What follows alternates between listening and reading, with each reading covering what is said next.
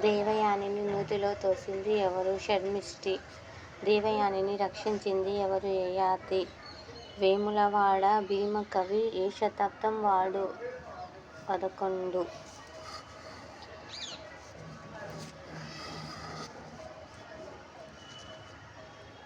ఉద్యమ స్ఫూర్తి పాఠ్యభాగ రచయిత్రి ఎవరు? సంగెం లక్ష్మీబాయి. నా జైలు జీవితం అనుభవాల జ్ఞాపకాలు అనేది ఎవరి ఆత్మకథను తెలుపుతుంది? సంగెం లక్ష్మీబాయి.